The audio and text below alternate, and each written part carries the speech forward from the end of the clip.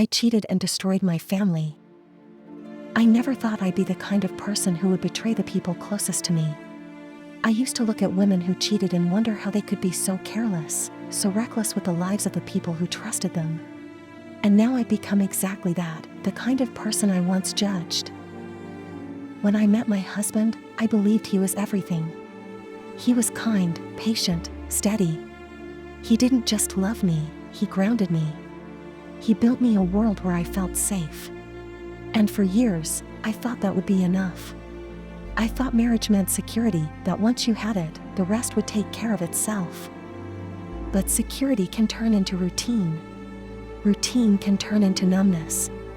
And numbness has a way of convincing you that you're missing something, even when everything you need is right in front of you. That's where it started. Not with love, not even with desire, but with attention. A coworker noticed me in ways my husband no longer did. He asked about my day. He looked at me like I mattered. And as ashamed as I am to admit it, I let myself soak it up. At first, I told myself it was harmless. A few texts, a few lingering conversations in the office. A smile that lasted longer than it should have. I told myself it was innocent, that I was just enjoying the feeling of being seen again. But in the pit of my stomach, I knew I was lying to myself. It escalated slowly, the way most affairs do. A late meeting that wasn't really about work. A drink after hours that should have ended with goodbye but didn't. One choice became another until the line blurred so much I couldn't see it anymore. And when I crossed it, when I let myself go all the way, it wasn't passion that drove me, it was weakness. That night, I came home to my husband.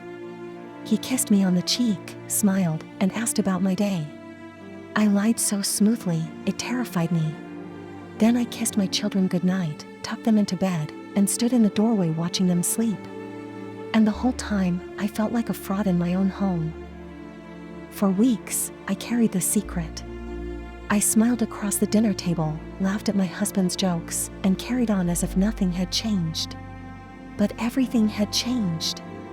Every word out of my mouth was heavy with lies. Every gesture was poisoned by the knowledge of what I had done. The guilt was suffocating. I'd wake up in the middle of the night with my heart pounding, convinced he somehow knew.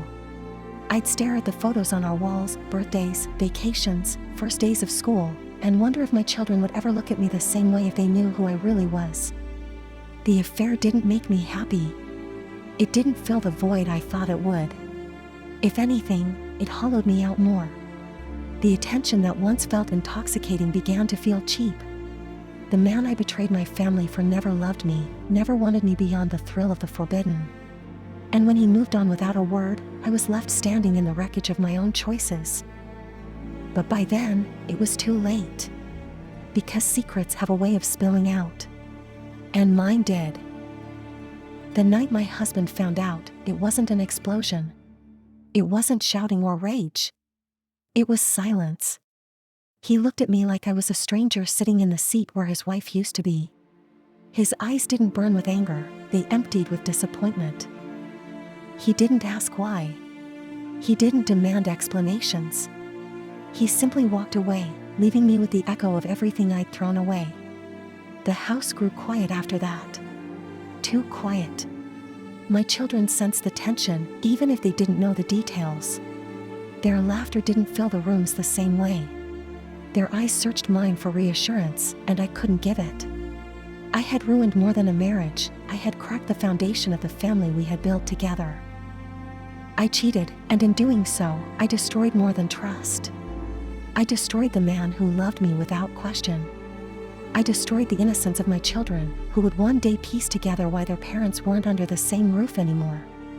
I destroyed the life I thought I wanted, the one I swore I'd protect, all for something that meant nothing in the end. Now I live with the silence. I live with the photos on the wall that feel like ghosts. I live with the knowledge that no matter what I do, no matter how many times I say I'm sorry, the damage is done. And the worst part is knowing it was never worth it. This is my confession.